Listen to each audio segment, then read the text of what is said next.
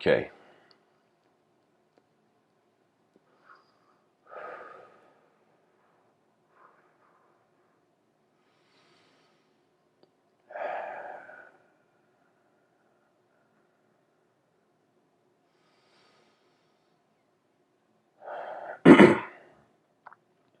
Emotions are the clash of memories.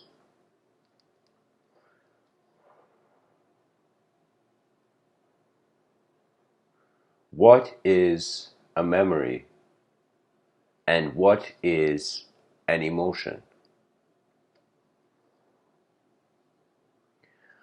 I wanted to begin in this episode with a unique pathway. This world is like a mountain where every attempt to climb it gives you a different vision of it. There's this definition I want to read for you. It's the dictionary definition of the word emotion. It says a noun, a natural instinctive state of mind driving from one's circumstances, mood, or relationships with others. Instinctive or intuitive feeling as distinguished from reasoning or knowledge.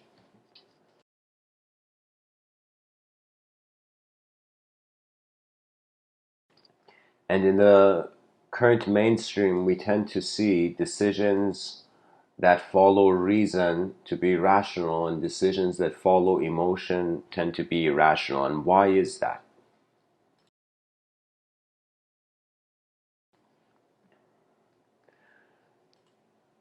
Before I really get into that definition, just one sec, guys. I gotta show you this picture. This is called the color wheel.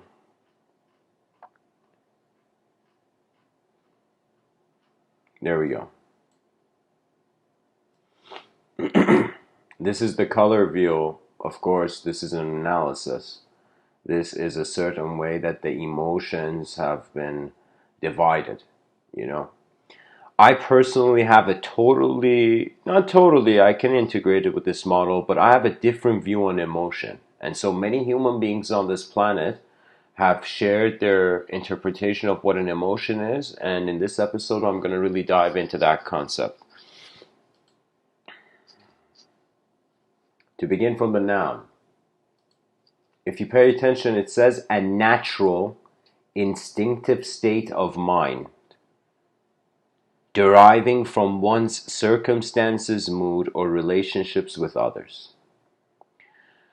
We look at a human being, the human being divides as a self into a world. Now, this relationship with the self and the world, as history has gone forth, has become more and more complex. First, there was the world.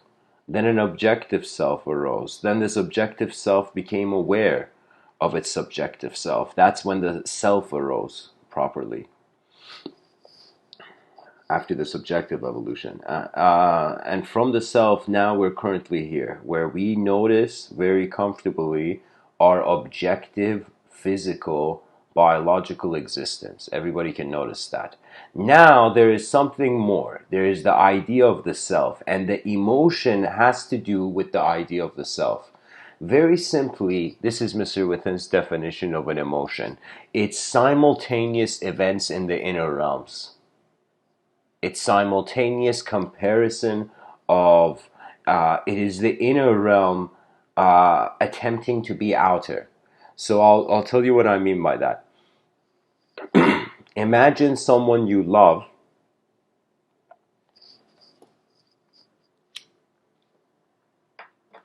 betrays you or betrayed you. In that instant of betrayal, what is the emotion? The emotion is not just because of the result. Oh my God, this guy betrayed me, this person betrayed me, you know?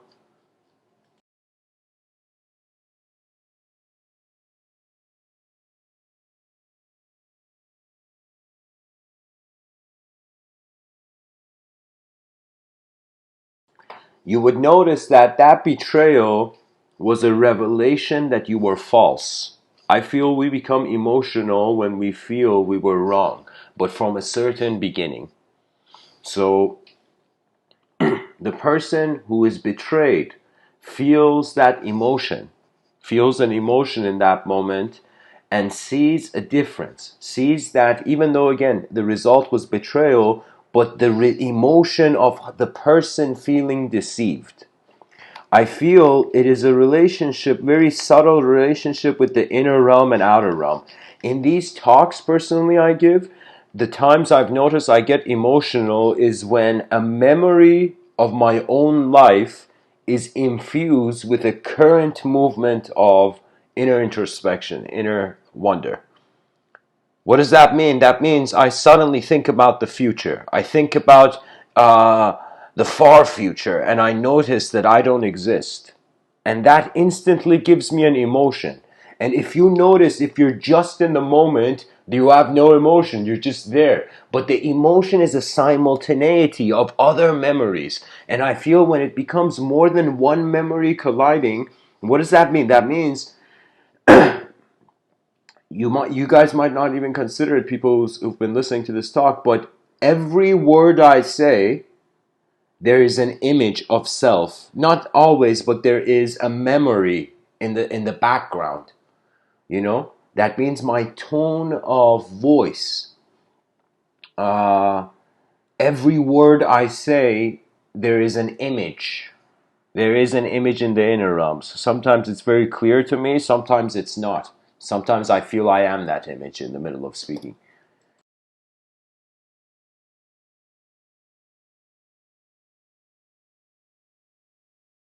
In a certain Tibetan Buddhist book, I believe it was called A Clear Mirror. In it, there was an explanation. Excuse me. In it, there was an explanation of emotion as a focus of attention on a certain thought. That means when your attention is too much on a thought, there comes the thought becomes unpleasant, and there comes emotion.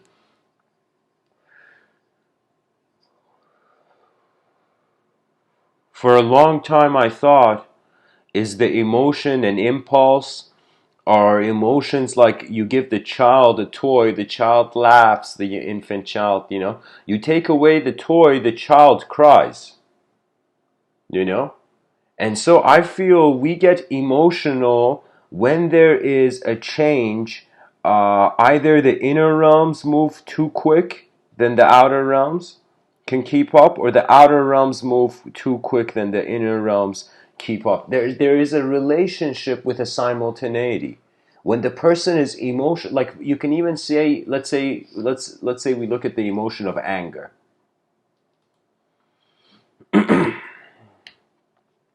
Here we see rage, anger, annoyance. Do you know that means the person, they get annoyed, then they get angry, then they rage, and they rage, Rage is like after the anger, it's full out. It's anger without a user.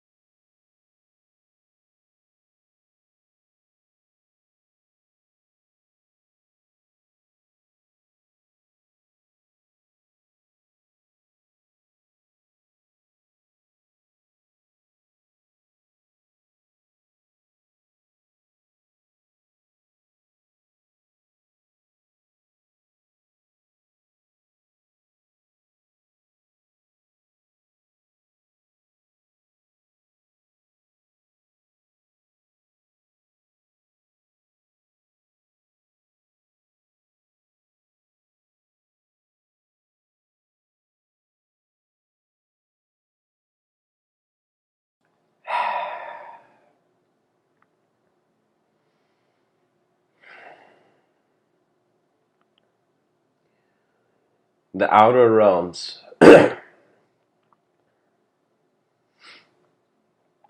appear individual.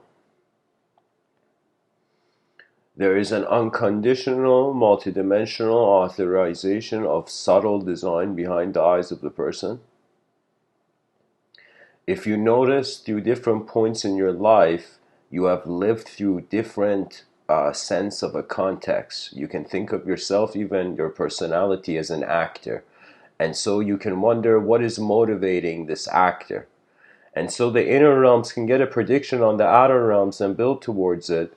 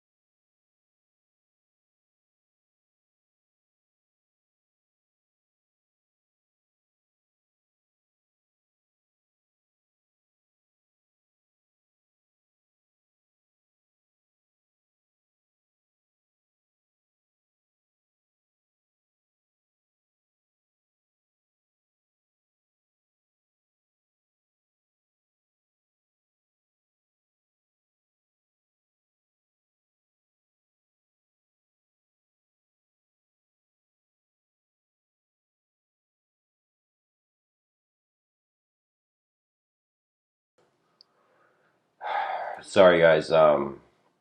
I was looking for this color wheel without the background. I found it. Just to tell you a little bit more about this. Sorry, it's not the color wheel, it's the emotion wheel.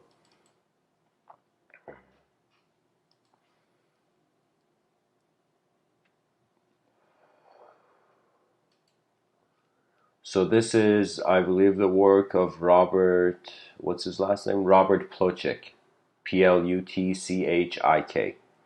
You know, this is one man's effort of trying to comprehend emotions. Anyways, guys, I want to get back to what I was saying.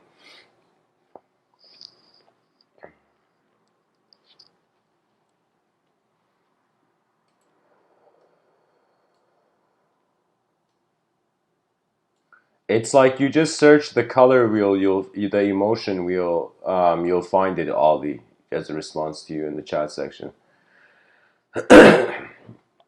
Anyways, what I'm trying to say is that emotions, they are there. We're not 100% rational civilization. That means the greatest scientists with the most accurate experiments are eventually bringing it to a civilization that has emotion. I feel we're multidimensional behind our eyes, and I feel an emotion arises when there is a very clear, real comparison, you know, of a moment in the past with a moment that is now. And sometimes even with visualizations that haven't been given time yet. You see, a memory is an accurate visualization of reality.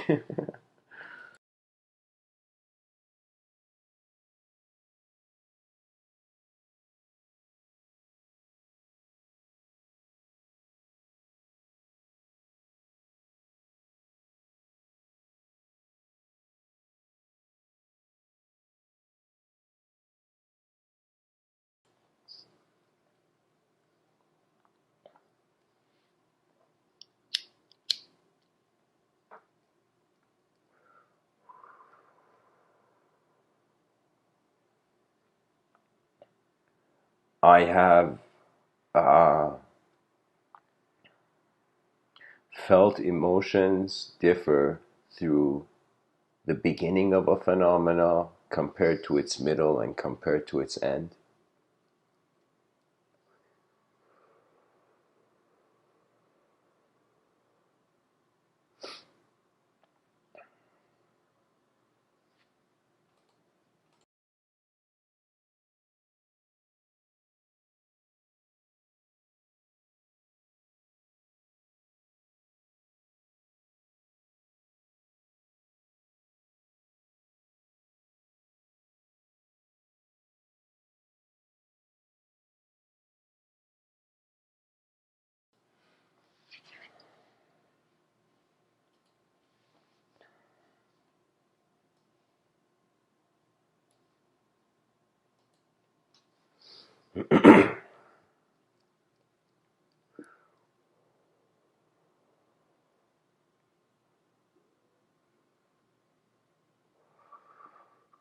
I feel uh, that, of course, the attitude of the human being can differ in every moment. Therefore, if we relate emotions to just pure specific images, it's not enough. You know, I feel an emotion is something occurring to the inner self. I think it's either an archetypal death or an archetypal birth.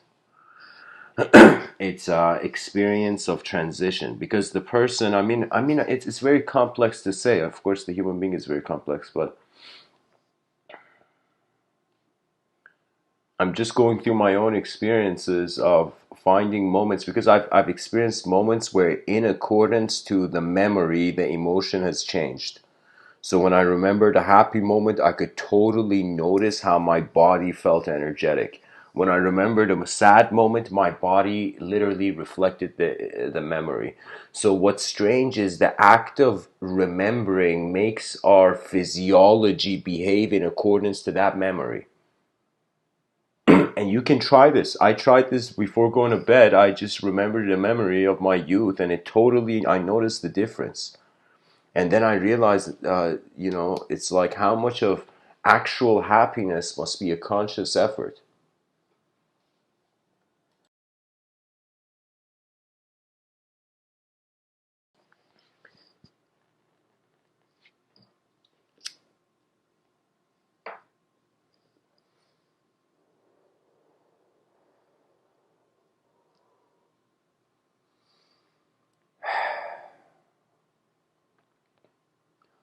You know what it is? I feel behind our eyes,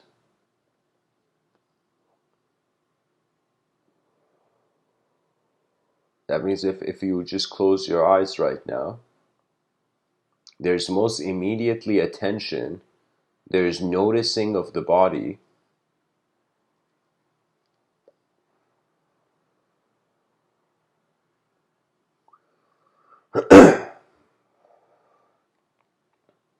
Then there's just emergence of the invisible screen.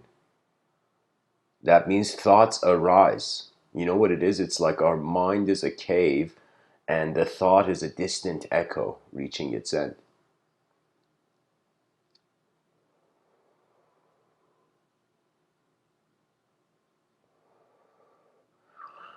One thing we haven't thought of, we have thought of the human mind as a brain, just pure material, and we have thought of the human mind as a soul, like some people say, eternal soul, for, playing around with the temporary. But one thing we haven't considered is that the mind is space. The mind is a conscious location. We can say a field may not. Like, here's the question. If an invisible field moves stuff, and the stuff is only moving in the invisible field, can that field be considered a location? That means if something invisible was moving the visible, could the invisible be considered another visible? Something in these lines I'm wondering about.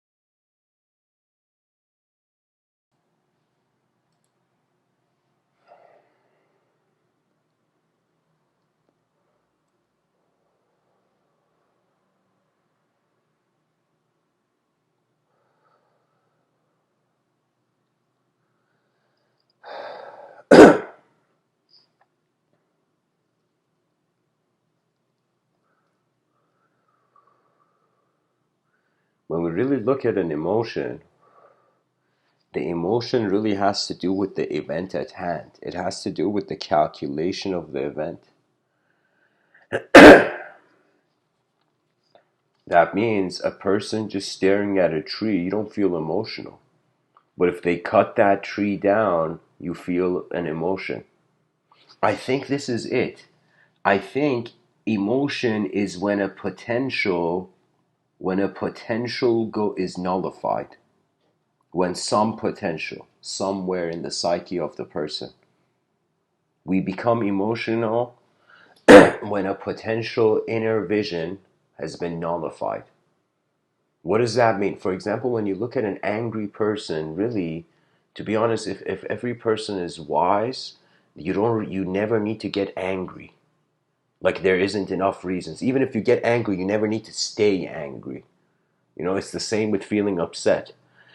That means it's like, I don't know how some people are being depressed for years. I'm like, that's an achievement. Like, how are you being in one state of mind the whole time? That's miraculous. You know, for me, there's so much change, so many shifts that a person can't just be in one state. So if they think throughout the years they're just one kind of person and the years are going by, it's a sort of inner miscalculation, I consider. Imagine an angry person, okay? Imagine someone who their inner realms, they're insulted. Let's say you go up to someone and you say, imagine person A is in a park sitting on a bench. Person B comes out of nowhere and says, person A, you're full of nonsense. Get out of here. Why are you here? All this. Now, person A can believe, literally can let another user of usage of language influence them. Do you know they can let the language the person B is saying, person A can let that language define him, and then person A can get angry. But if person A realizes person B can give the best insult they want, but they have no idea who they're speaking to, that means they have no idea. They have maybe a glimpse. Then it becomes a situation where you don't respond. You see, it's like the weak die off. You don't need to fight them. I learned this from Winland Saga. This Japanese comic book, which is next level.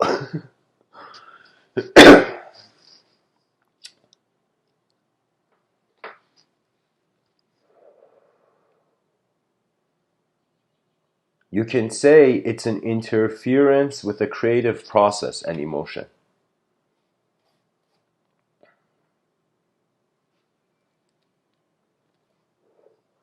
It's a potential. It's a potential that is being rejected or dismissed.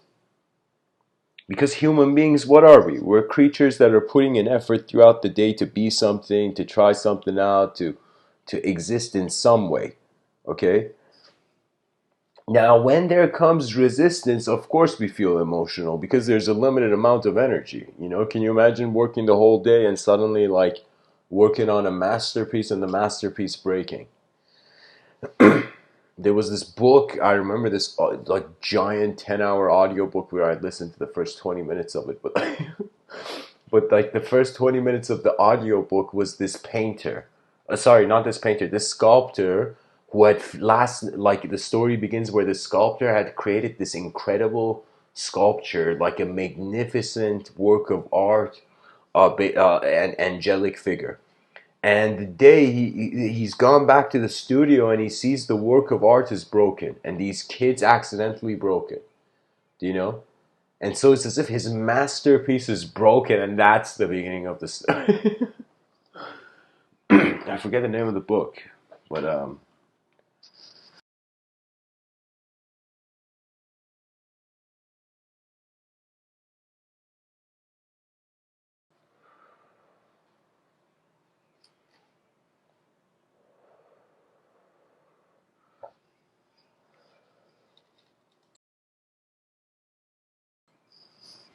I feel another way an emotion can be defined is it's a micro regret,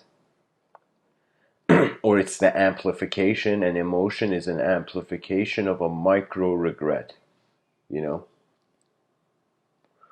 Of course, we are pilots, and pilots, regardless of how blessed they are in their plane of existence, everybody has to pilot.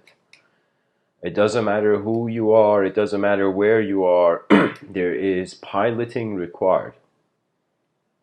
Now, this piloting has moved as an object, and in 2000, currently 2020, we are reaching a time where we are content as a subject as well.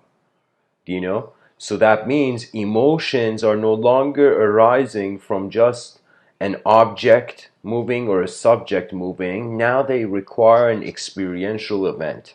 So you can't have the psychology of a creature update and thinking it still has access to the same emotions. You know, sometimes this concept of emotion is fascinating because it's like, honestly, it's inner time travel.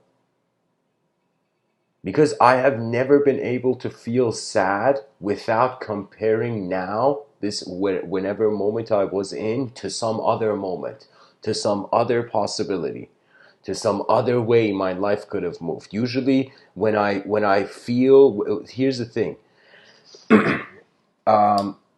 you can check based on the level of your gratefulness in life. That means, are you a human being who is content and happy for what is simply here? Because I'm telling you, if you're comfortable with the simple, it becomes really easy to handle the complex. But if you're not comfortable with the simple, then you keep doubting the complex until you have to master the simple from the beginning.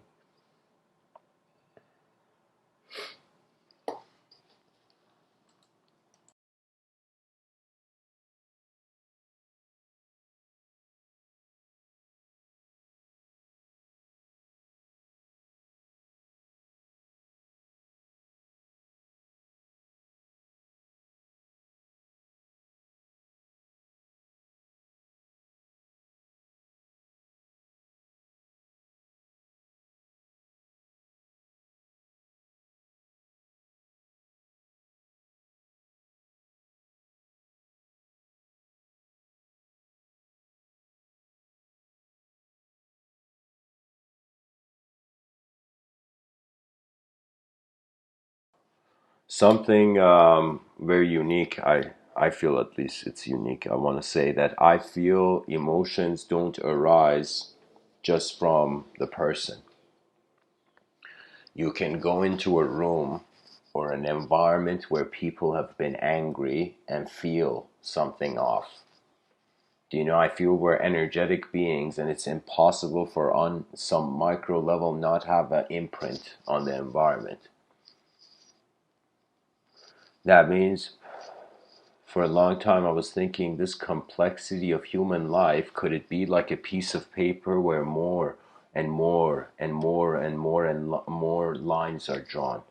The more lines you draw on an empty piece of paper, automatically, it doesn't matter if you scribble, it doesn't matter if you draw diagonally, draw straight lines, curved lines, whatever you draw,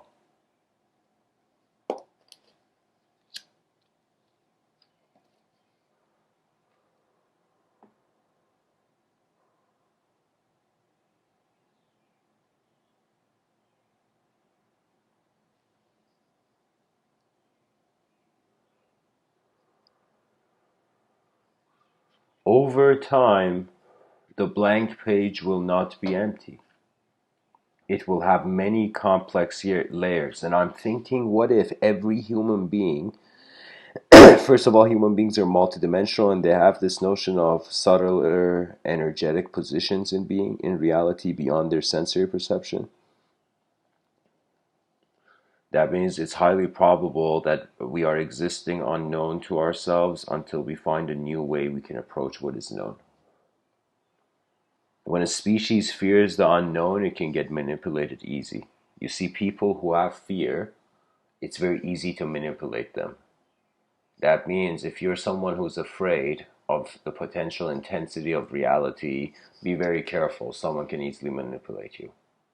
You know, usually people who go through a certain suffering, especially, you see, the thing is not just about where you're born or the privilege or all this. It's a bouncing back of different dimensions. You know, it's a sort of boredom. It's like, it doesn't matter if you're on a grassland and you walk in a grassland or you walk in a desert. After some point, without variation, the mind will feel it is the environment. So it's very crucial to keep moving in life, or the environment will define you. This is very key. Now, if we wanted to consider emotions, of course, I can relate it to the inner realms and the outer realms, but I've already done that. I want to see if I can speak about the emotion as an opportunity cost, maybe.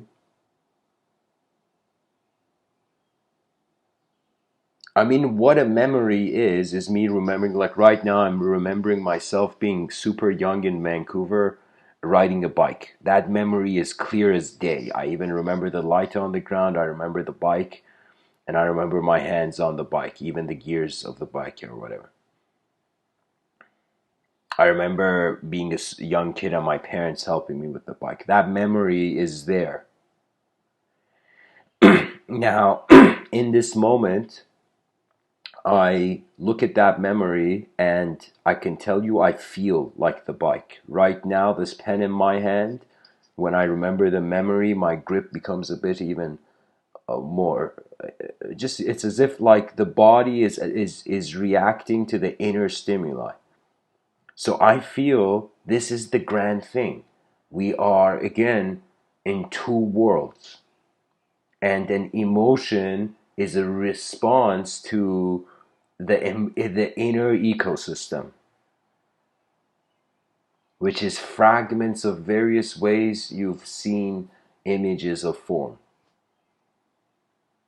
Because it's like, here's the thing, sometimes it's too easy to nullify. That's the thing. It's the easiest thing to feel like there's nothing in existence. It's super easy. It's like that's how it was even before we had an opinion. There was nothing. It was only our communication and language that started seeing different lenses. It was as if we're like, could it be this? Could it be this? Could it be this? Only to realize that experience holds the key. And I feel every human being's experience on this planet is Gaia's gift to you. You know, some people they are, you can see they're jealous of other people. Some people, it's their jealousy is not to personality, it is to skill. It could be the child could see a bird and want to fly and be like, what the fuck, birds can fly but human beings can't? You know, why can't I feel like a bird? You know, I'm just thinking the moment jetpacks, like you go to the grocery store and you can buy a jetpack for like, I don't know, $10.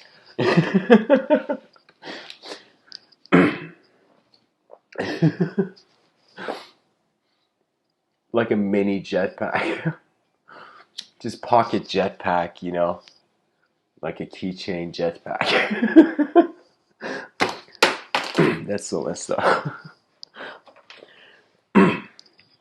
I mean, I could totally see a keychain jetpack. It would be the size of, it would be these two small discs you connect to the back of your shoe, you know? But anyways, it's like,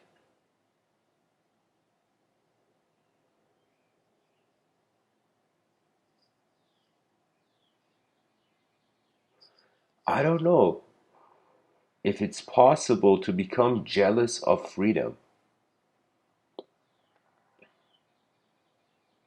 Because you can't, if when you're jealous, you're not free. It's as if like if a person is not free, how could they be, if they can't see the thing, how could they be jealous of it, you know? I feel that,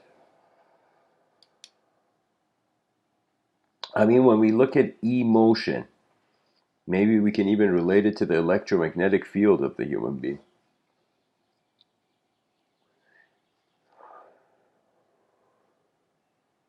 Maybe emotions, the E stands for electromagnetic motion.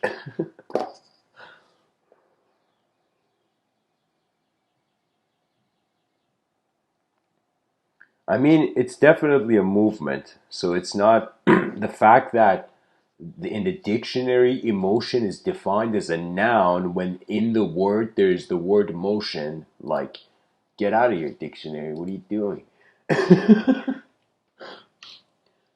Like, isn't that silly, guys? In the word emotion, there's the word motion, and it's defined as a noun. You see, it's a manner of speech. Our language is not that accurate. Language is just the best technology we have so far. Here, the origin of the word emotion is mid 16th century.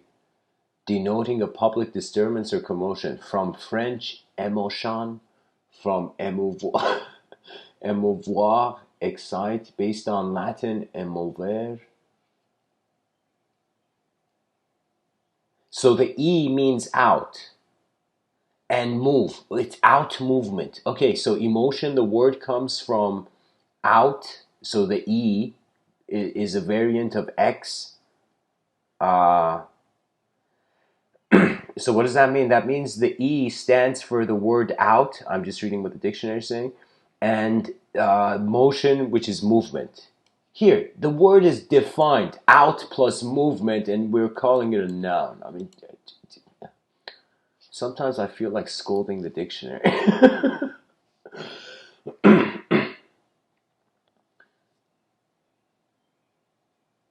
The sense mental agitation dates from the mid 17th century, the current general sense from the early 19th century. It's very fascinating, guys. It's like a lot of ideas were runners that made it to the finish line, or they just tagged the next person and the next person started running. A lot of ideologies, they are not in per se an oral transmission anymore, but a mind transmission.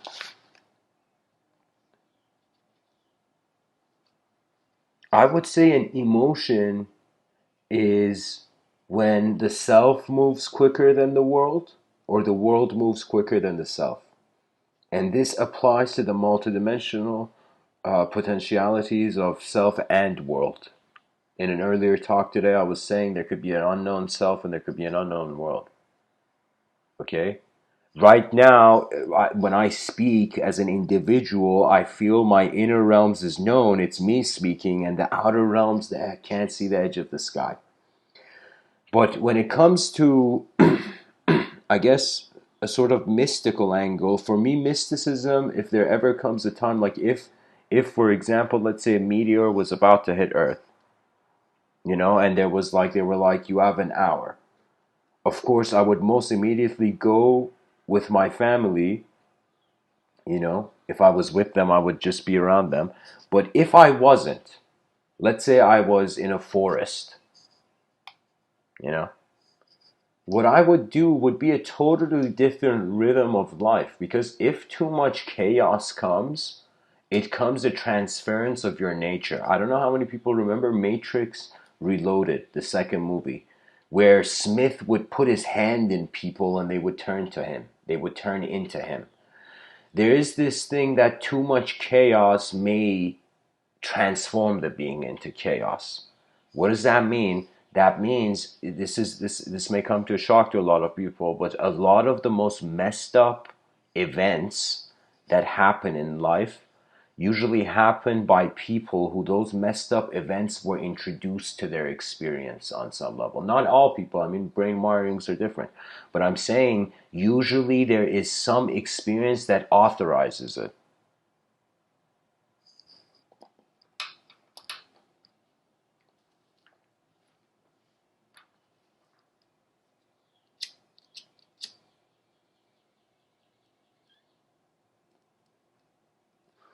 And when someone is in an emotional state, you notice. I mean, like, what am I saying? There we go. It's all emotion is right clear. It's very clear in front of me.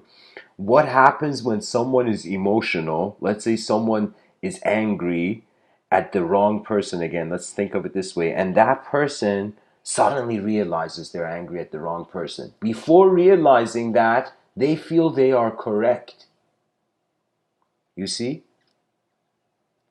I would say when the being feels the outer realms have to be like the inner realms, that leads to a suffering.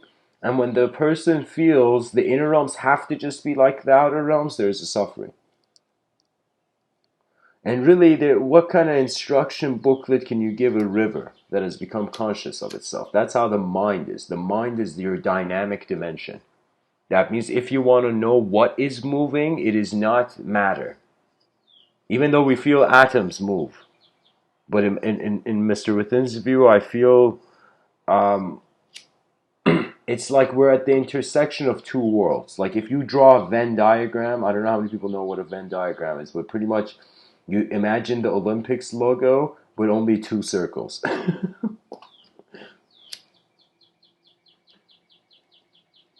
So that space where both circles, in the middle of those two circles, is human life.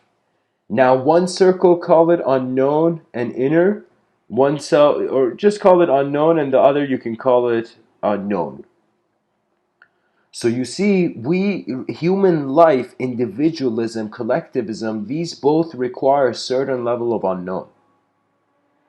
That means oneness for me, strangely, when it comes to language, has an equal value to emptiness. That means if everybody was one being, there would be no individual beings. An individual apocalypse, an apocalypse of the concept of the individual. And if there was emptiness, there was nothing from the beginning. And I'm like, what is this? Is the human being a balloon? Inside of it, it's air. Outside of it, it's air. Moves beyond this dimension, oneness. Thinks just as in this dimension, emptiness. And I realized, the human being, the human life, your life, is nature's voice.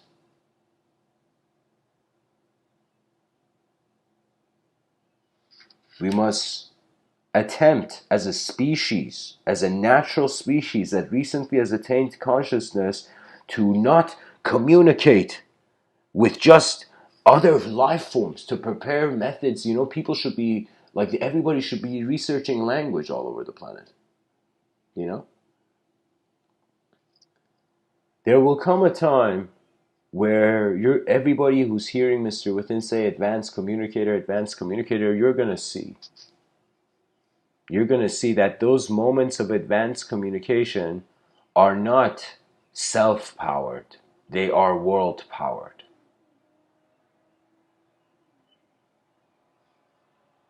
Because that is true power. When you realize you're on the shoulder of a giant cosmos. That is the clarity. That means any human being can sit in front of you and say they know. Any human being can. But it is the unknown that sets apart the boys from the men.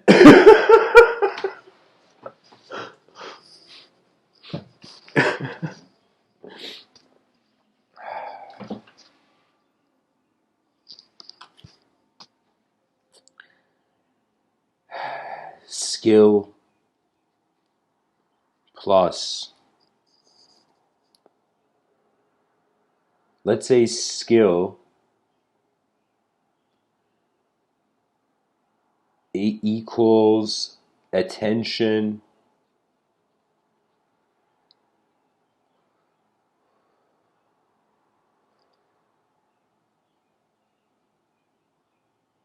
plus experience minus time. And why minus time? Because once you attain a skill, it's instant. Let's consider writing a skill. Okay, basic skill, everybody can write. Everybody can move a pen.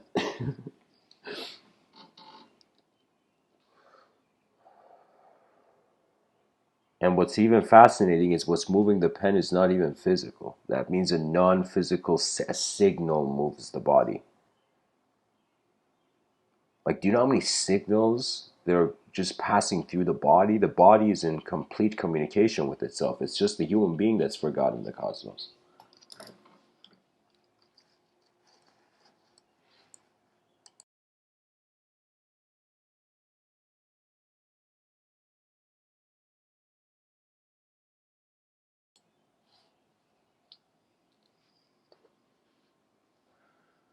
Okay, guys. So interesting comments. My attention just came to the chat section. Um,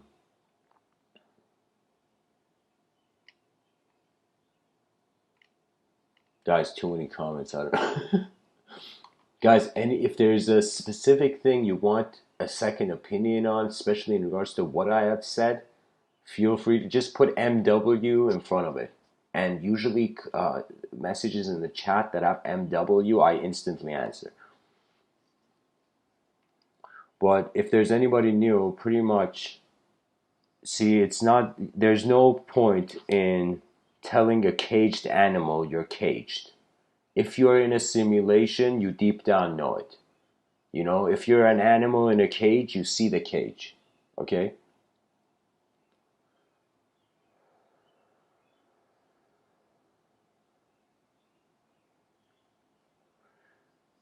It is this strange thought. I think it's I mean, people feel it's modern, but these ideas are very ancient. It's just modern is a new resurfacing of it.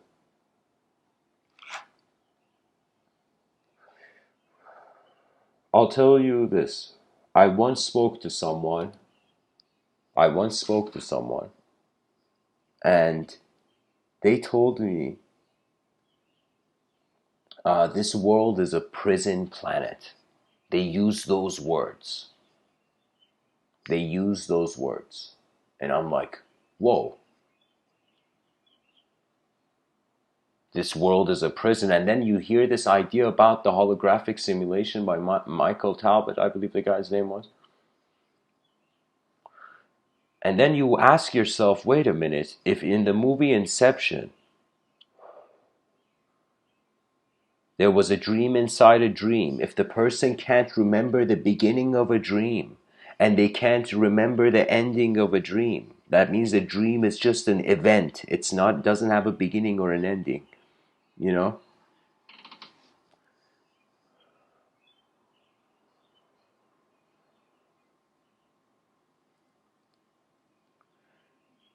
History doesn't have a beginning or ending. It just has a documentation. That means events were going on.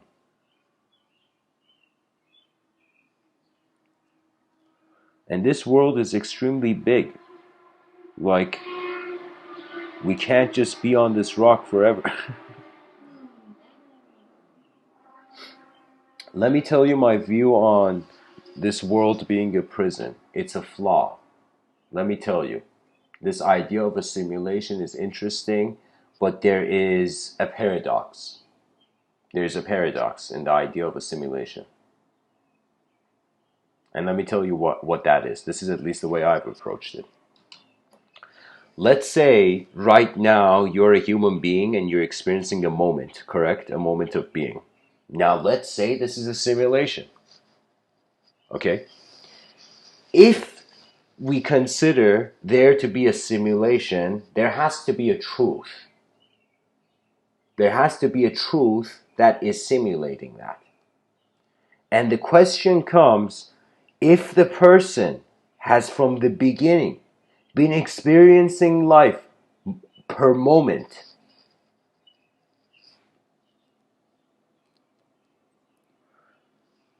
the illusion simultaneously needs a truth. The truth can be nowhere else other than here, even if it's a simulation. That means a simulation is what is it? Is a miracle the simulation is here? The concept of the simulation is it's being simulated from somewhere. Now, the most unfathomable thing for human beings is that we're being simulated from a non-location. So I would say that language is the simulation, language is the prison. If you can discriminate, you're not in prison. Because what is the wall, like, here's the thing. What if there's more than duality? And we feel the simulation in duality.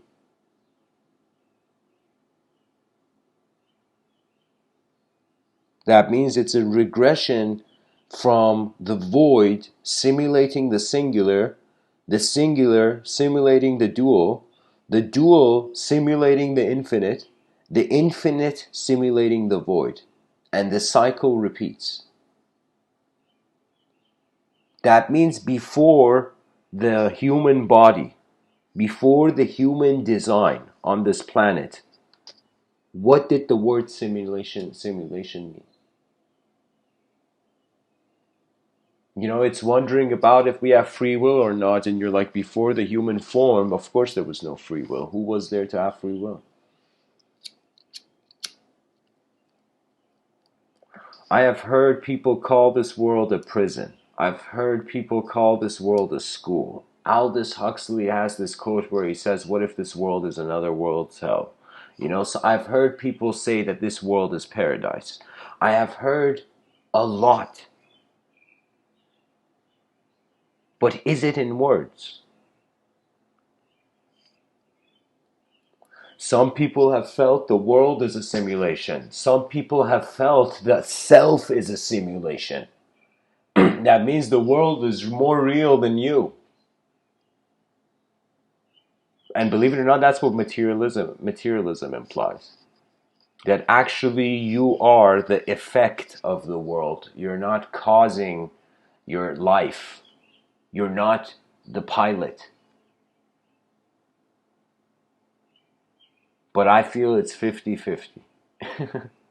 I feel that the mind is co-piloting. I feel our free will is co-piloting with poetically the divine will. What does that mean? That means we are existing inside a mind. And this opens this question that its doors was closed, where could our thoughts be alive, independent to us? That means, imagine I visualize right now a character, some character. Let's say a blue, you know, I don't know. Let's create an Italian Godfather themed kind of like blue avatar from the Avatar movies, named Billy.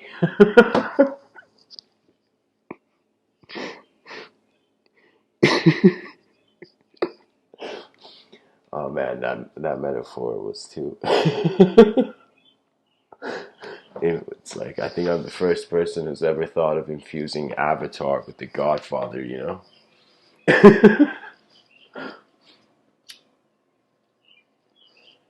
Here's the thing. People have said different things. This is what Mr. Within's going to say. People have said this world is a prison planet. Mr. Within's going to say this world is not language. I'm going to hold that banner.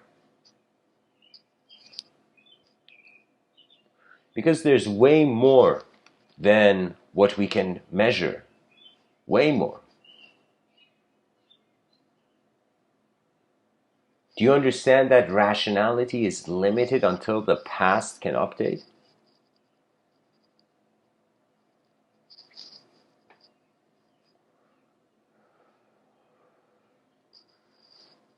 I don't know. Some people feel that not all emotions are equal.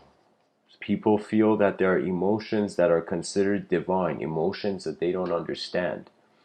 Something that I honestly got introduced to the concept from Terence McKenna, but then when I was looking into Christian wisdom, I noticed that there's this concept of speaking in tongues. Now, it's not just Terence McKenna. The concept is called glossolalia.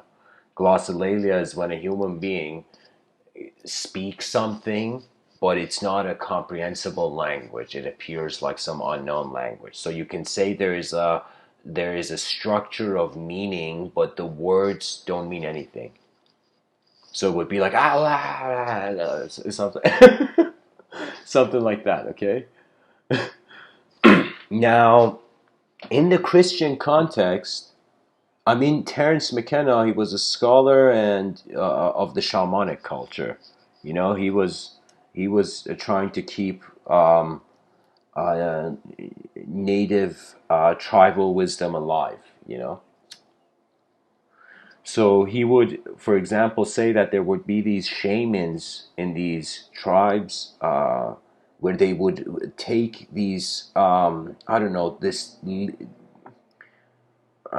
tea from like the roots of a tree or something that had psychedelic properties, and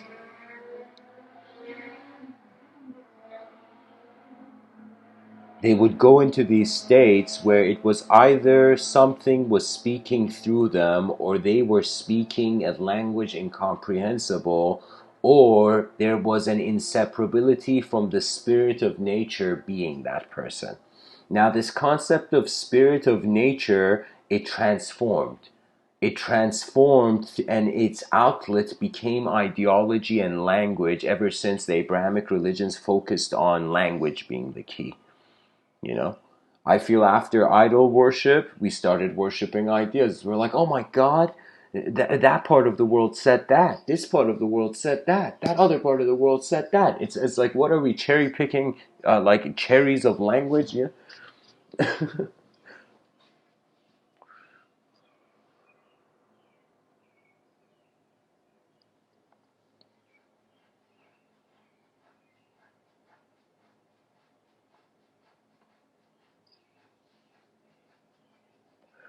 Every human being should be responsible to report back to their species the findings of their interrupts. I know this isn't something people may take seriously now, but it's very important. Because all human life, like you got to think of human beings as being like an advanced telescope, you know, or an advanced microscope. We're an advanced instrument of some sorts. We are like a unique processor.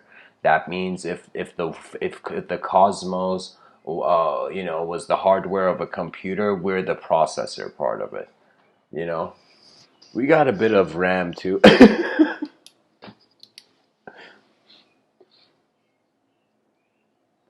The cool thing about being a natural being is that you find yourself as a part of nature, and you have access to rhythms, and there is more fluidity and shift. For a robot, we can say the robot has to calculate its way to a conclusion. But if a human being just hears another person saying something, they can suddenly envision it, and then there can be a shift, you know? Anyways, this process of tapping into the unknown, and then there being an experiential rhythm which leads to the person expressing.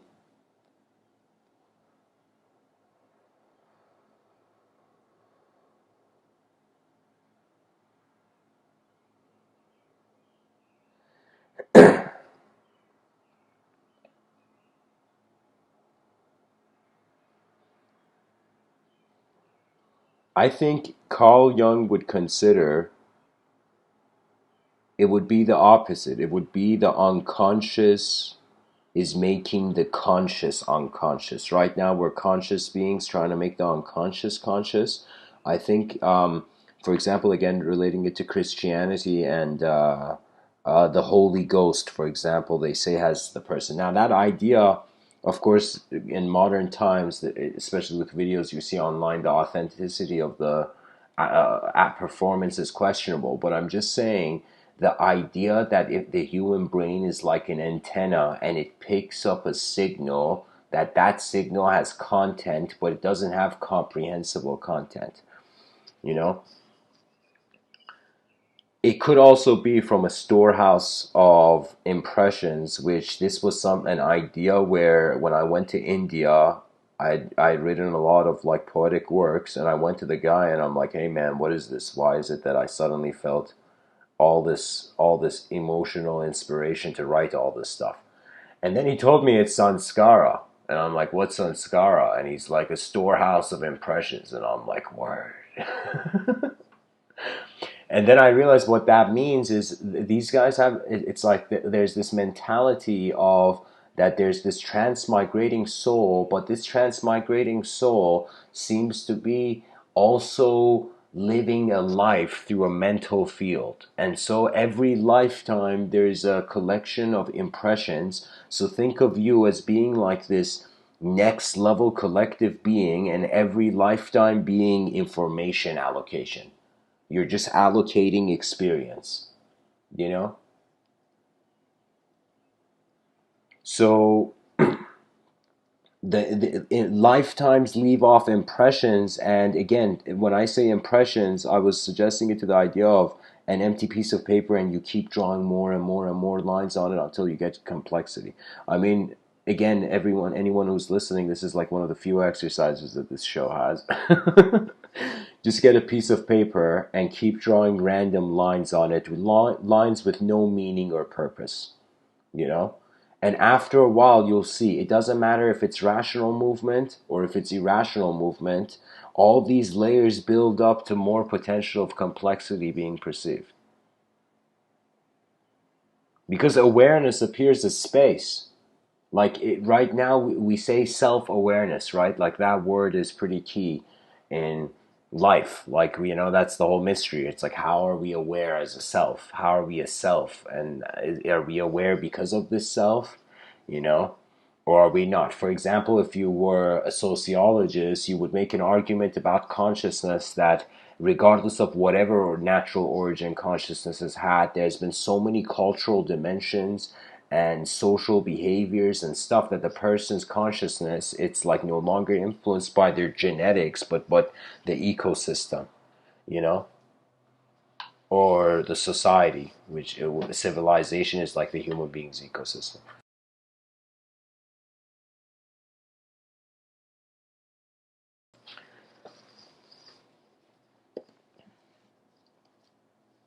You see, there are some prisons that are there. Let me say it in a more elegant way.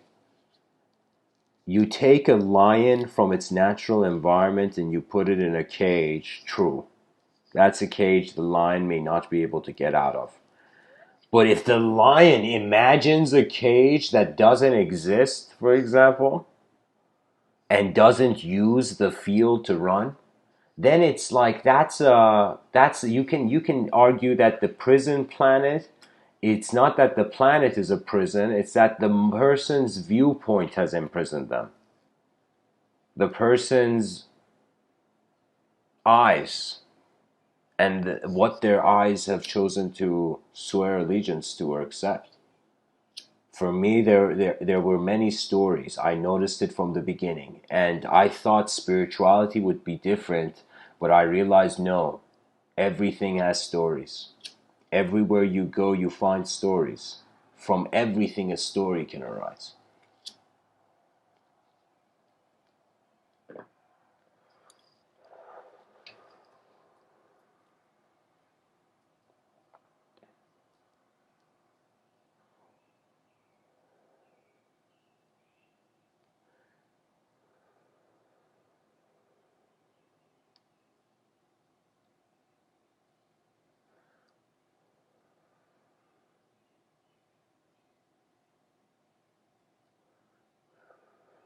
I don't know how comfortable people are with their inner realms, but I feel after a while you can evoke anything. And this concept of evocation it's gotten a bad rap recently. Not recently, but it was this idea that you can say everything that was any force that is uncontrollable by man or incomprehensible to man can be considered magic. That means if we take our phone to, like, we time travel like 1,000 years ago, and we go out there, let's say we are dressed like even for the occasion, and we go there and we take out a phone and we turn on the flashlight of our phone, it is gonna blow the mind of the person at that time. They've never seen something. They're gonna go in many bars and be like, guys, I saw this device that projected light, and people are gonna be like, buddy, like, do you know what century you're in? What are you talking about?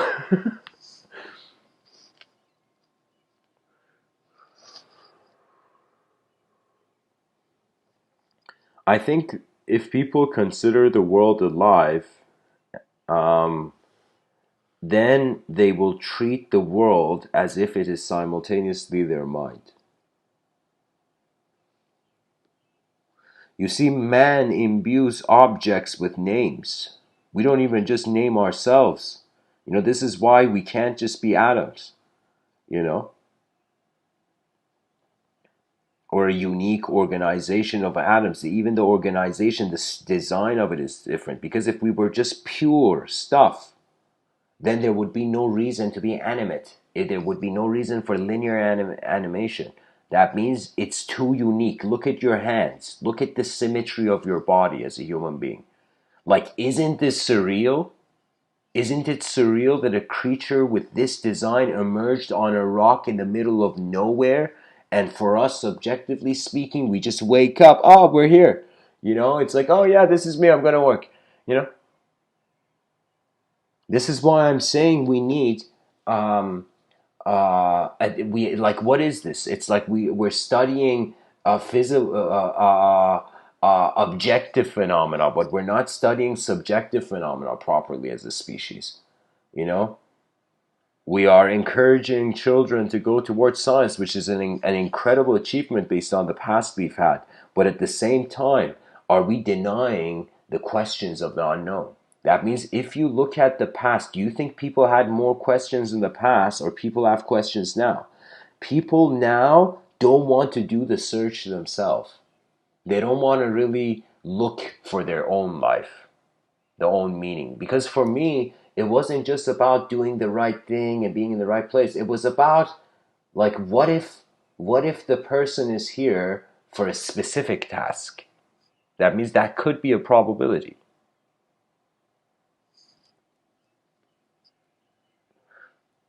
And let's say you've had a rational analysis and you went to a store and this, let's say whatever, a refrigerator salesman has given you the best pitch, like the pitch of the refrigerator salesman brought a tear to your eye, and you're like, it's rational and it makes sense and it's an incredible rational argument, the salesman is making. But then what makes you decide if you're going to buy that refrigerator? And it's an emotion. And the reason our emotion surpasses rationality is because the child is not born with reason. It is born with emotional discrimination. It feels cold and it feels hot. Children that are not hugged, they miss out in life. So if you're a parent, go hug your child, you know? And I don't know, like at some point in the life of the child, introduce them to the honor of the samurai. But in the context of building an advanced civilization, I mean, like,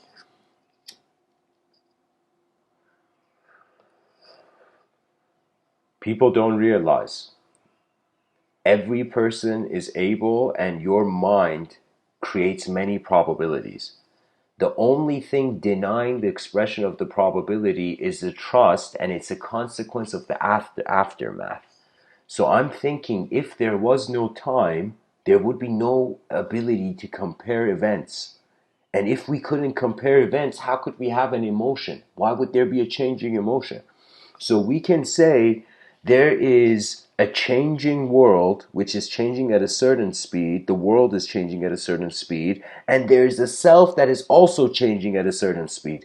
Now, the self seems to be trying to do something that slightly deviates from nature. So when nature acts as a resistance to the self, emotion happens. You know what that means?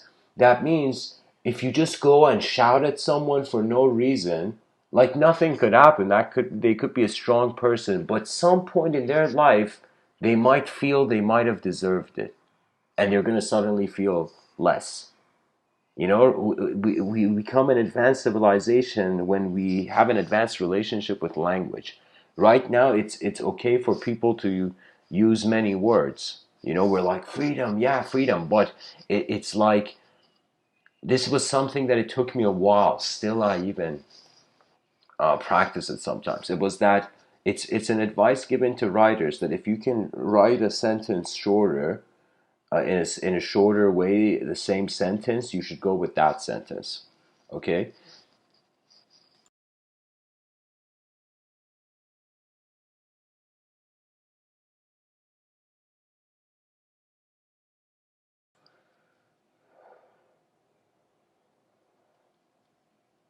I feel it can be similar with experiences.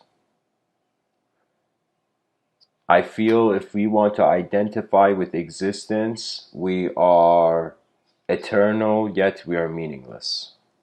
We are infinite, yet meaningless. If we identify with the temporary,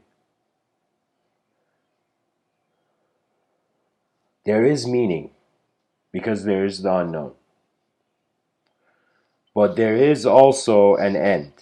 So it's either it's endless and ever changing, or it's temporary and it either stops, it just stops. I mean, it's very obvious. The physical existence, I mean, it's kind of like this thought. You're like, yeah, I could totally see how the body dissolves at the time of transition of attention. But the mind, does the mind die at the same speed of the body? If Rene Descartes' theory of the mind-body dualism is true, that means that when the body dies, nothing could happen to the mind. You could still be a mind. If the mind is in another dimension. Right now, in 2020, of course, it's a secular direction of society in Western culture. So what does that mean? That means there's nothing because you are an elemental relationship.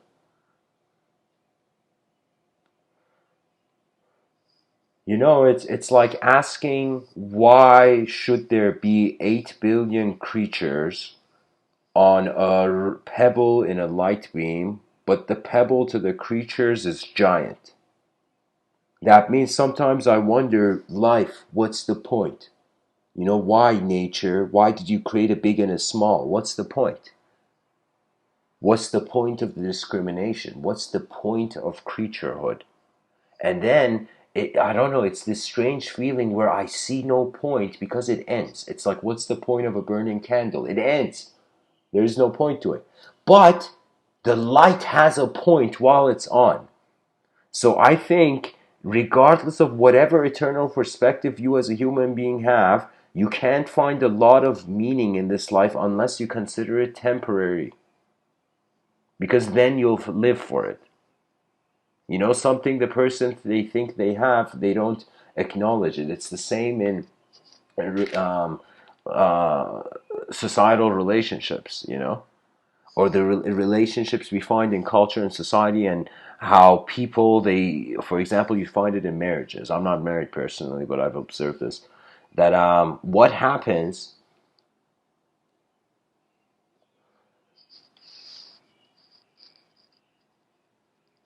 is that the people forget they each have minds. When you want someone to listen to you, or you want the world to be like you want it to be, that means you're not caring for the mind of the world. One of the most shocking revelations of my life was to realize the unknown is not as something to control. It's not something you can use with your hands. Even though I say pilot, but when I say pilot, I'm speaking as the attention there. The attention doesn't have a physical body. It moves at the whim of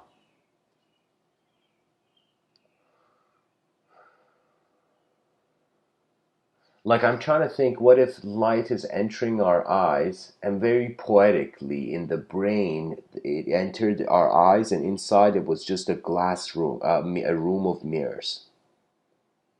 The light entering our eyes and just hitting all the, reflecting off of all the mirrors, you know? Feeling as if an experience of life sends a wave to how everything else so far has been compartmentalized.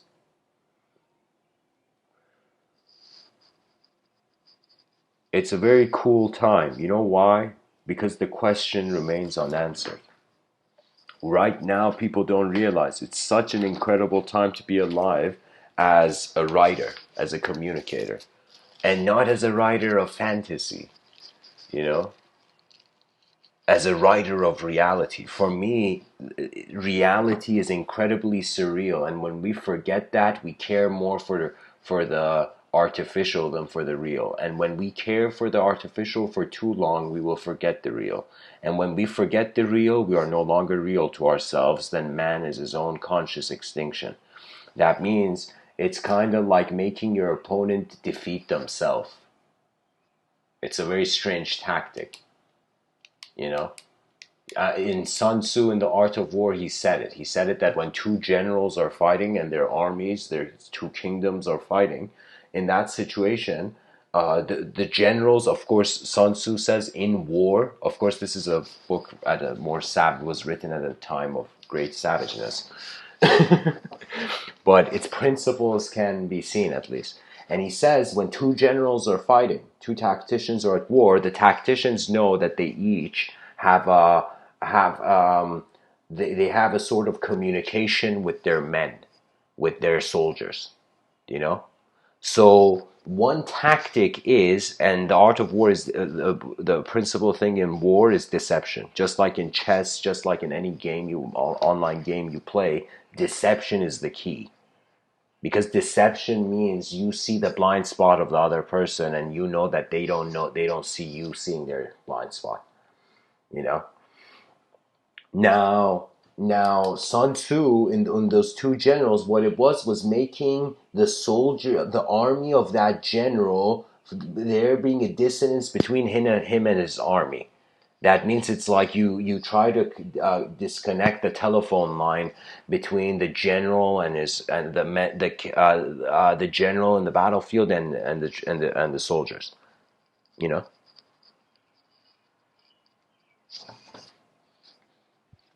And I feel what has happened is something similar, but our general is nature, is planetary intelligence.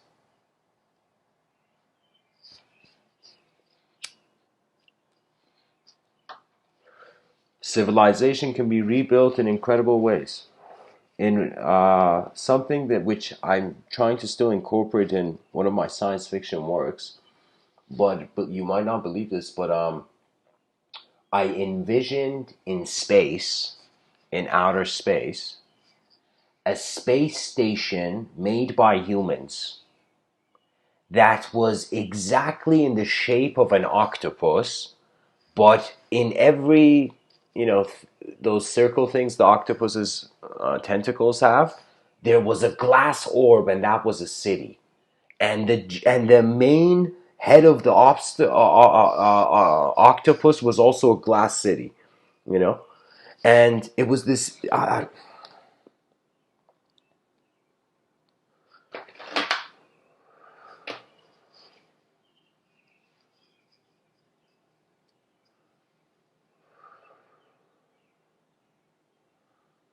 don't know. I honestly feel human beings are definitely not living up to their potential because our potential is limited by the language we try to be. That means my solution was I'm like, okay, let's say a bunch of, let's say, like, I mean, Fermi's paradox says, where are the aliens? Why can't we see the aliens? But the problem of seeing the aliens is two considerations. How limited is our sight? Do you know?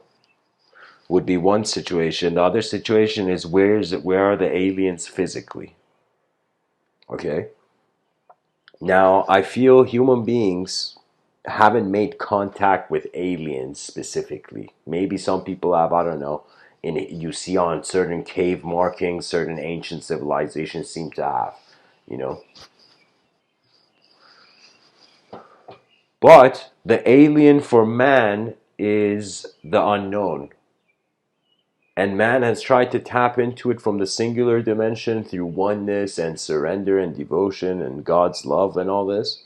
Man has tried to enter it through the emptiness, or we can say through the dualistic dimension, through language. He's tried to philosophers, scientists, endless scientists and philosophers being born to try to solve the cosmic riddle. And the cosmic riddle is very simple. Why this? My strategy and algorithm that every day I'm living for, pretty much I'm trying to communicate in these talks, is that if we had right now, imagine there was a Colosseum audience of galactic proportions. Imagine right now, instead of us thinking there are no aliens in the universe, it was filled, but we could not see them. We were in the gladiator arena, we didn't even have time to see them. We were too busy living. Now,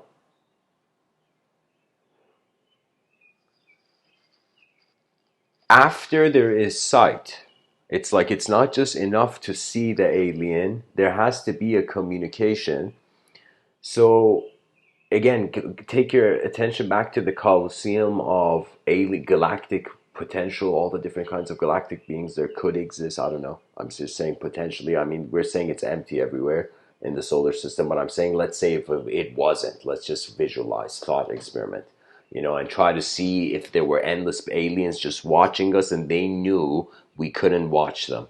And imagine man's galactic initiation, the galactic initiation of the species would be like a birthday surprise, where the species realizes there have been many, but we could not see. Because it's a wonderful moment when you take your head, not when you take the box off your head. I personally feel, because I say people are worshiping language, that means everybody has a box on their head. And you believe it or not, you need a box on your head to be an individual in society. Like when I go to the grocery store and I'm like buying stuff, it's like definitely I'm an individual in that moment. But moments when I hold the pen, I have learned too well throughout the years that when it comes to communication or when it comes to creativity, first you got to get acquainted with the silence and the stillness. Once you're tuned into the silence and stillness for a while, through a sort of honest, preferenceless resonance, then there comes rhythms. Then you notice rhythms, and when you speak, after noticing those rhythms, your inner realms animate as a film, and then you can vocalize it like I'm doing it. So you can say that what I'm pretty much doing in these talks is just as a person, just being still and silent, closing my eyes. I do this before I give the talk. And I just have no opinion on anything. And then an image flies by. And then another image flies by. Then after the fourth image, the title is out. Then when I give the talk, title again, the title is like a branch, and then from the branch again, the images arise. You see, the ability of human speech is not what you know. Knowledge is endlessly updating because of the position of the unknown. So the thing is that best way you can prepare for this life is to be grateful for what you know and trust, as knowledge has to breathe into the unknown. You have to take steps that your mind has trusted. Because there's two components. People have spoken about the mind as something you have to trust, and something that the mind, when the mind trusts you, that's when it, as if the mind is like a, I don't know, like a mythological creature. And it's like, wow, only if the mythological creature trusts you, then you're bestowed the gifts of the, let's say, higher locus or whatever. I have felt that human life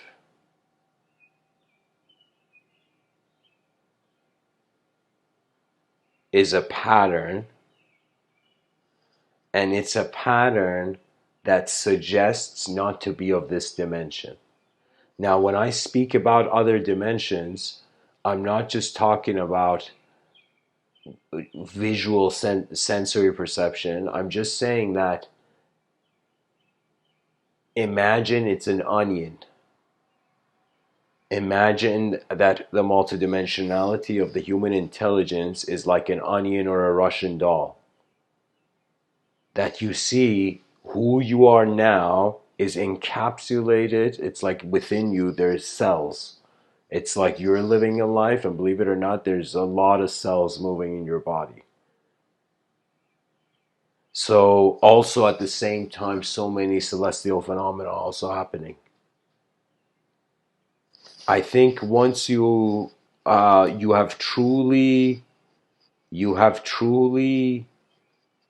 transcended, let us say, the dualistic dimension once you have found content with the potential, let's say, and kinetic, energetic expression, energetic expression in a fractal way. What that means is, when you if you were here, if Plato was in front of you and Plato said as above so below, you'll be like, no man. And Plato would be like, what do you mean? And you'd be like, as above is so below. You know? That means there is no, I'm trying to suggest that it's like you can feel there's two different eyes seeing the same thing, or you could feel it's one side.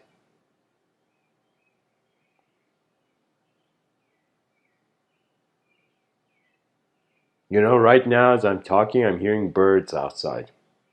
You see, that's a sound that did not arise from me.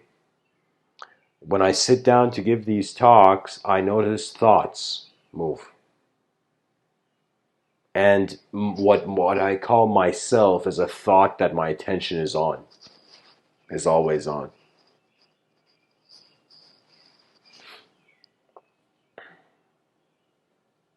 But the self of the self, the Para Brahman, it is when attention and energy are inseparably no, I mean, attention is energy. We can say we don't have to even separate them. We could give a simultaneous value to both, but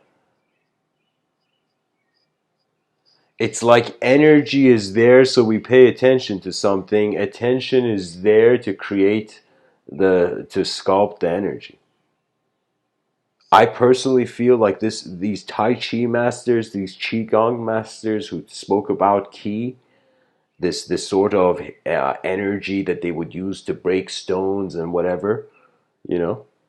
I feel, I mean, what you can call it Qi, you can call it whatever, but there is dormant energy.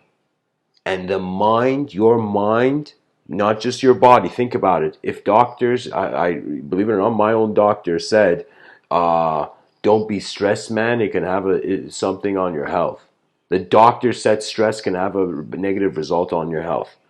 Okay. Then I thought, if stress can have a negative result, that means the negative result is it reduces your energy. It drains you when you're stressed.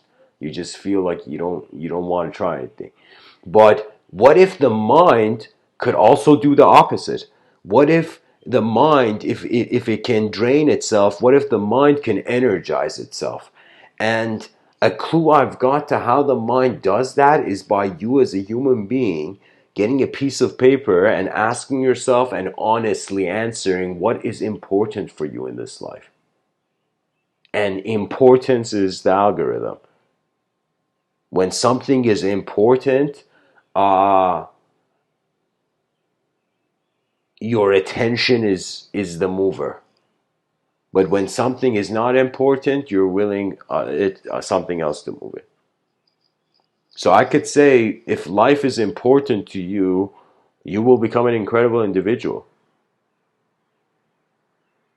But if life is not important for you, you most likely are observing at least the importance. Because we are performers. We are just elemental performers. We're performers where our costume is the periodic table. And we're asking ourselves, why this? Why this performance? And it's cool because we are writing the script as a civilization. Every world leader making a decision, they're writing the script. And so we have to democratize this, or not even democratize. Here's the thing. Often I have wondered about what is the best sort of government system. But then when I came to write my science fiction, which was set way into the future, there wasn't a government per se. There was law, but there wasn't a government. The government had transformed into the opposite of the Orwellian brother, Big Brother. It had turned into the kind older brother. What that means is all governments had become what back in the day they would call the guardian angel of the person. What does that mean? That means the hidden hand that lifted up the weak. So they become resource stations. Right now, people are paying for their education. You know, I feel if you reverse that, children would run away from being in gangs and streets because they'll be like, the school's paying me money to write this assignment. Can you imagine that?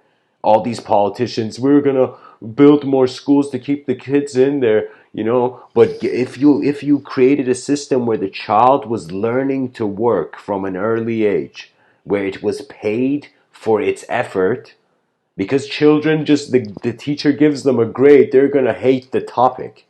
And if the teacher gives them a low grade, they're gonna be like, I'm never touching this idea again. So that's the thing. The educational system needs to give money rather than take money.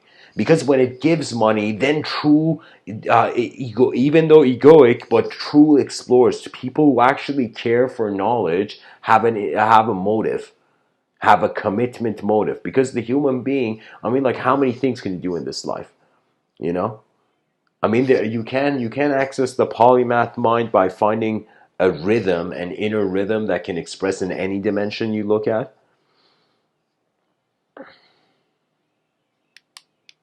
But I think it's just like we notice an opportunity. We are living in an opportunity. That is the best way to define the meaning of life. It's like it's an opportunity. You use it. Yeah, something can happen.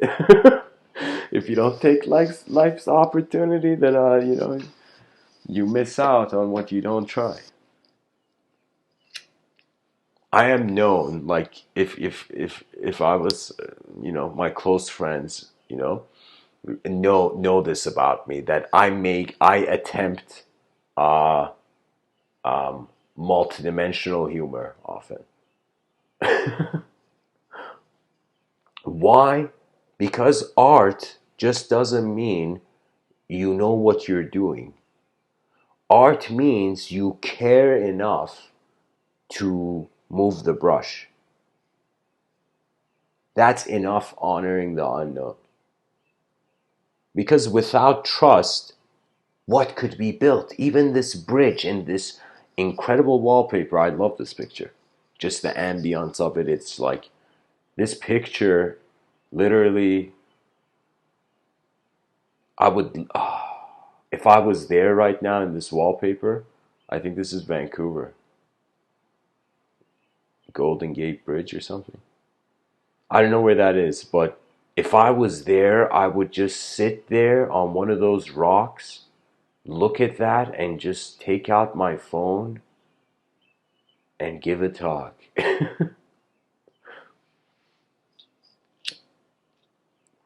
I don't know, guys. Nature is really a mystery.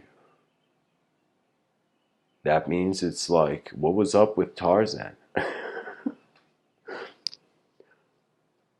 Like I could totally see Tarzan realizing he's not a monkey. So pretty much all the animals in nature pretty much treated Tarzan as an alien.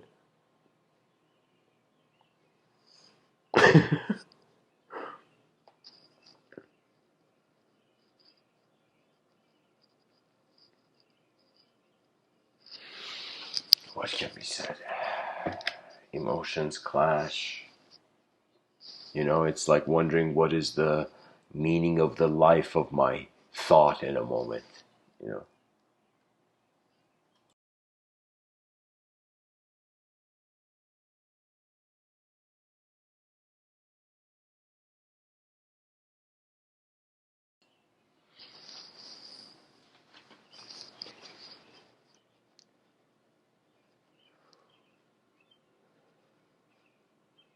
I feel an emotion is an active event taking place. Sometimes when I've listened to music, it has created a story. Like, that's a good song when you're hearing the song and you see a story unfold. Like you can reminisce. You can suddenly see it's like it's a soundtrack to a memory of your life, that song, you know?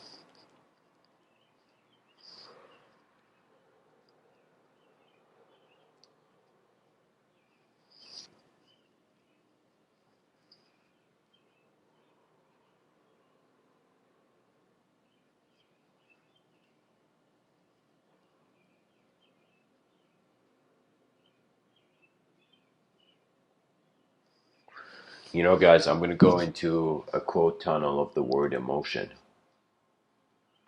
A quote tunnel is a segment of these shows, these episodes I do, where I either look into a person from history or a certain theme in history.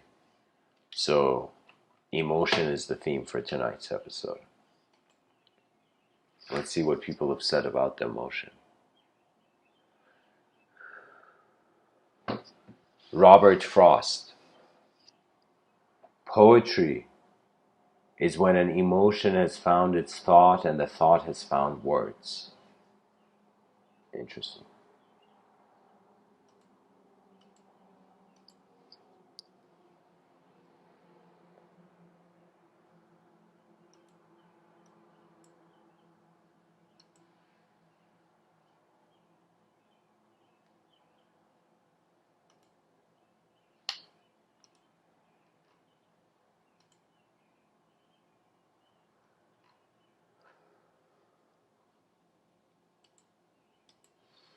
All right. Let's get back to it. Found the song. All right.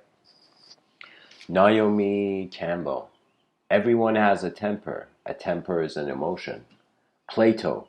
Human behavior flows from three main sources: desire, emotion, and knowledge. What an incredible sentence.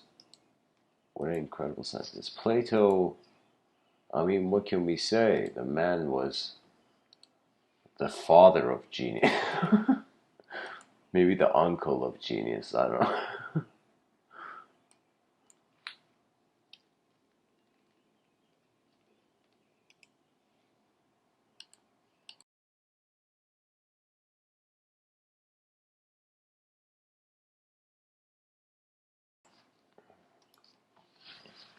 Rollo May. Joy rather than happiness is the goal of life. For joy is the emotion which accompanies our fulfilling our natures as human beings. It is based on the experience of one's identity as a being of worth and dignity. T.S. Eliot. I mean, okay, I could say it is based on the experience of one's identity as a being of worth and dignity. Yeah, I mean, like you exist because I mean, it's like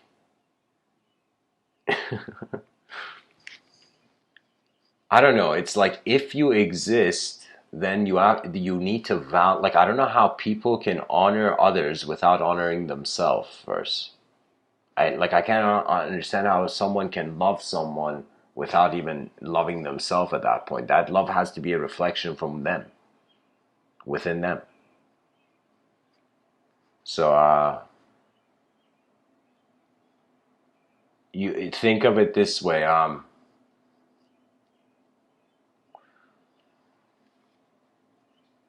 Even if there is no worth and dignity, then that means the only place left to go is where there's worth and dignity. It's like when you're at the bottom, the only place left to go, only place you can go is to the top. You see? Henry Wadsworth Longfellow. There are moments in life when the heart is so full of emotion that if by chance it be shaken, or into its depths like a pebble drops some careless word, it overflows, and its secret, split on the ground like water can never be gathered. I think what he's saying is sometimes it's like think of your mind as a rare instrument and sometimes it plays a rare tune.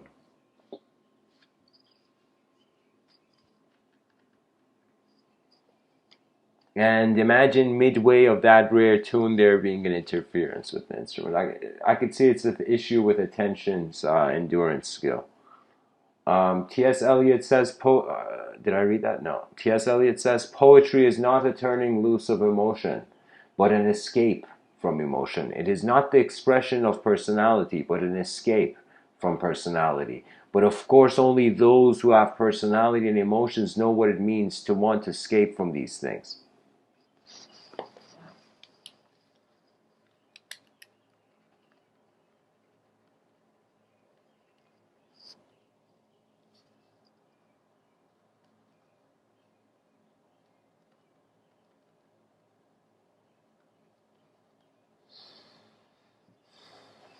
Sorry guys, just writing something down for future reference.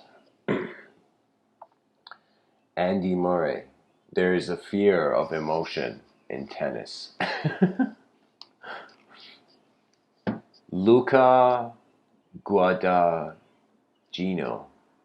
I only cast the actors and actresses I fall in love with, truly having an emotion for them, an anticipation and enthusiasm when seeing them, and I believe that my emotional confidence in them blends into chemistry. It's always been like that, and I hope I won't be wrong in the future. Some chemists are probably looking at this code and be like, yo man, don't bring chemistry into this. But I know what the implication here. It's not like literal chemistry. Yeah, I mean you gotta care for something if you want it to be high quality. So if you are a director and you want great actors, you gotta care like those actors, like they're your siblings, you know. But at the same time, also see what the distance can give you. Mark Twain says all emotion is involuntary when genuine. David Carson says, I am a big believer in the emotion of design and the message that's sent before somebody begins to read, before they get the rest of the information. What is the emotional response they get to the product, to the story, to the painting, whatever it is? Mae West, sex is emotion in motion. Nice. Mae West says love isn't an emotion or an instinct, it's an art. H.L. Mencken says love is an emotion that is based on an opinion of women that is impossible for those who have had any experience with it. H.L. Mencken, H.L. Mencken says the one permanent emotion of the inferior man is fear. Fear of the unknown, the complex, the inexplicable. What he wants above everything else is safety.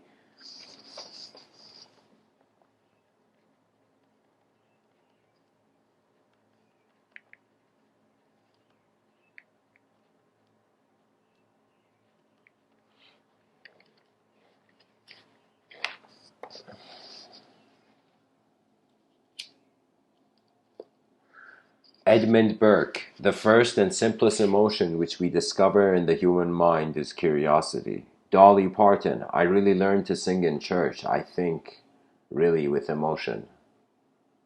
Eckhart Tolle, if danger arises in the present moment, there may be an emotion. There may be even pain. There may even be pain. But that's a challenge, not a problem. For a problem to exist, you need time and repetitive mind activity. Elon Musk, I wouldn't say I have a lack of fear. In fact, I'd like my fear emotion to be less because it's very distracting and fries my nervous system. Wow. Fear fries your nervous system.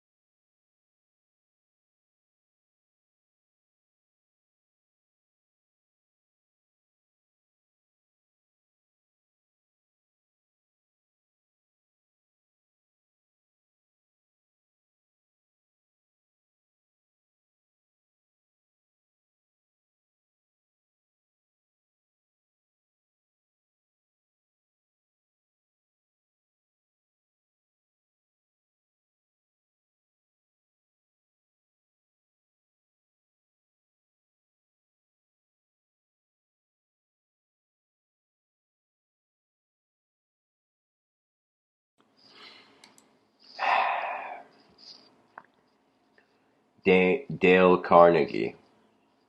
When dealing with people, remember you're not dealing with creatures of logic, but creatures of emotion. George Santayana. Emotion is primarily about nothing, and much of it remains about nothing to the end. Okay, that's not. There could be other views, Wait, there's this quote from Virginia Woolf. I can only note that the past is beautiful because one never realizes an emotion at the time. It expands later, and thus we don't have complete emotions about the present, only about the past. What a remarkable observation. I'm going to post this in the chat section.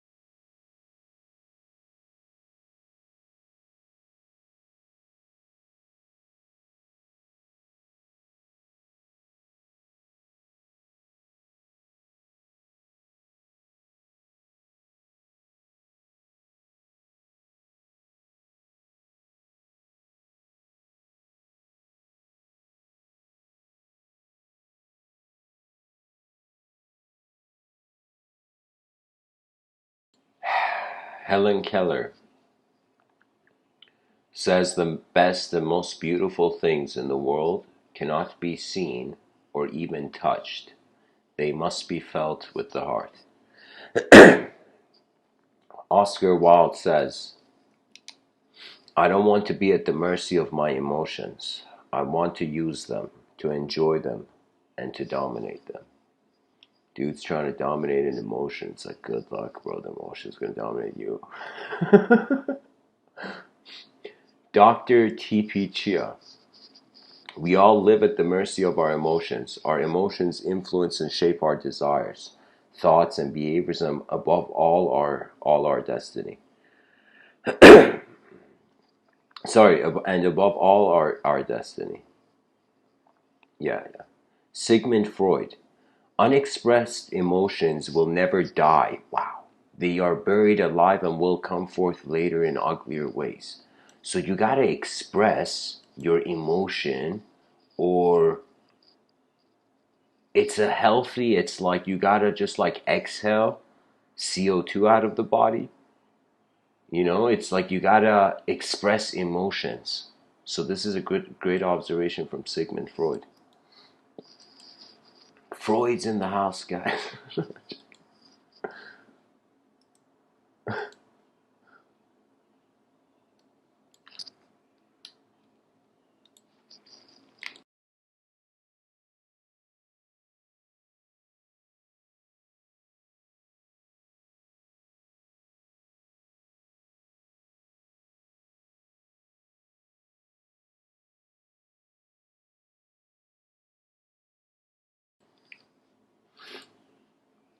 Vincent van Gogh. Let's not forget that the little emotions are the great captains of our lives and we obey them without realizing it. John Lennon. One thing you can't hide is when you're crippled inside. Holy shit. Okay. Damn, man, he's been going through a rough time, John Lennon. He was going through a rough time. Elizabeth Gilbert. Your emotions are the slaves to your thoughts, and you are the slave to your emotions. Wow. I mean, this is a very Buddhic approach. That means the thought is so there that you can't avoid it, so you adjust to it, so you emotionally shift, adjust your archetype. So it's really healthy, guys. You got to express your emotions. That means sing in the shower. God damn it, sing.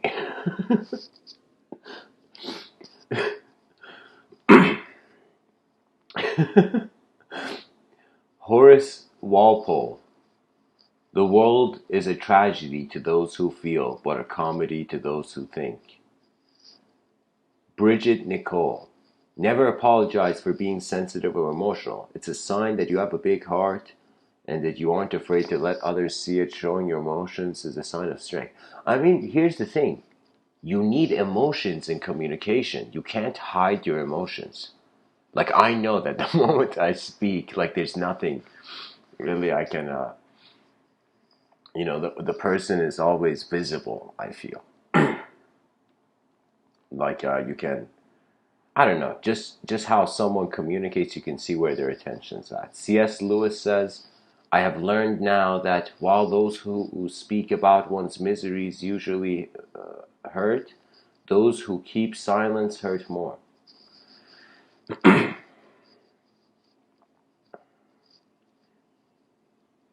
Dr. T.P. Chia says emotion is more powerful than reason. Emotion is the driving force behind thinking and reasoning. Emotional intelligence increases the mind's ability to make positive, brilliant decisions.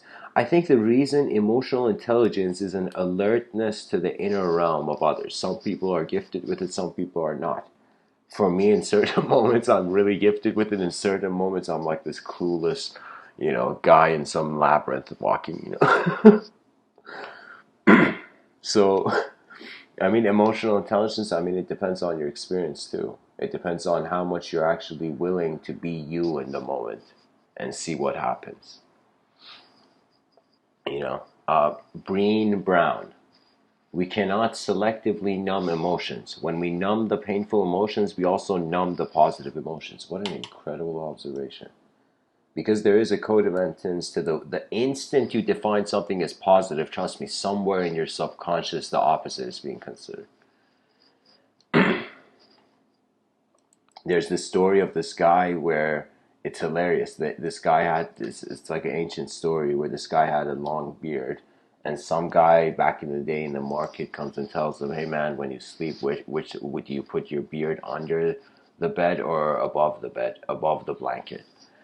And so the guy goes to sleep, and he's never thought about it, this guy with the long beard. And he sleeps, and he suddenly puts the beard above the blanket. Then he feels like off. Then he puts the beard underneath the blanket. Then he feels off. Then he's like, holy shit, so what do I do? Then he puts the beard in whatever way, and he becomes so self-conscious of that that the idea of his beard just bothers him so much that he cuts his beard. Do you see? That you can say that is when a sort of painful emotion also got rid of the positive. You see, because there's nothing really to suffer from when you understand it's changing. It's like, do you suffer when you watch a soccer game on TV? It's like, do you suffer when you see the clouds move in the sky? When the leaf changes color? Like, these are events. We are, even though we are people and we're speaking through a language as individuals, but life is happening as an event. Nature is an event, you know. This is why, in order to maximize the quality of the psychology of the human being, there should be celebrations happening all the time. Celebrating advancements of the civilization. Imagine turning on the news, instead of bad news, tragedies, you're just seeing endless achievements of humankind. You're like, yeah, that's what I'm talking about. That's the kind of civilization we need. So anyways, guys, I'm going to read two more quotes and I'm going to end it off. Friedrich Nietzsche. One ought to hold on to one's heart. For if one lets it go, one soon loses control of the head too. That means your decency. Bertrand Russell. We know too much and feel too little. At least we feel too little of those creative emotions from which a good life springs. Oscar Wilde, The Advantage of Emotions, that they lead us astray. Carl Gustav Jung, there can be no transforming of darkness into light and of apathy into movement without emotion. Marquis de Vauban argues. His last name literally has the word argues in it. Vauvenargue. Marquis says emotions have taught mankind to reason. Eleanor Roosevelt, no one can make you feel inferior without your consent. And last but not least, Buddha. There's no fire like passion. There's no shark like hatred. There's no snare like folly. There's no torrent like greed. Let's end off with a better note. One last quote from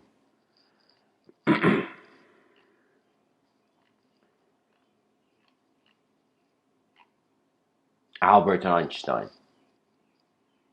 The finest emotion of which we are capable is the mystic emotion. No way Einstein said this.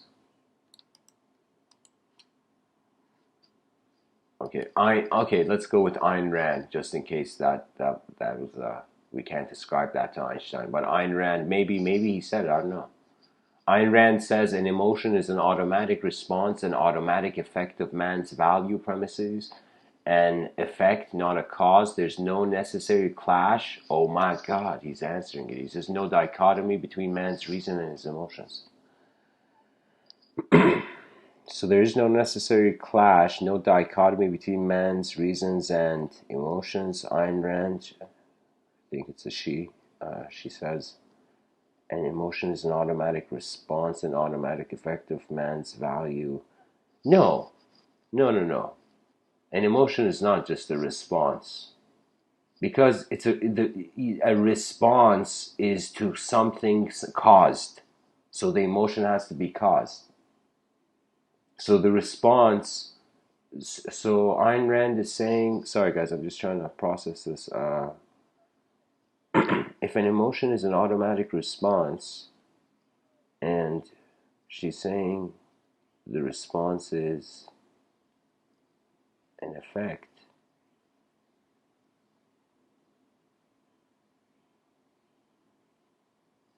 no, I disagree. I feel the emotion is a clash.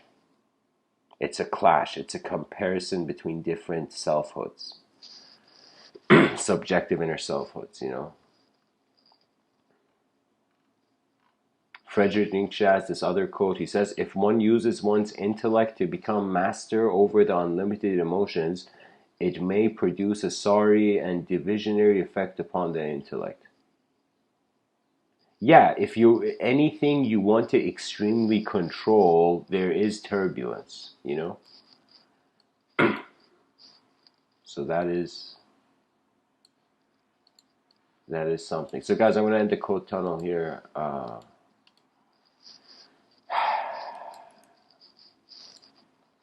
And I guess what a memory is an event of self, right? An event of selfhood.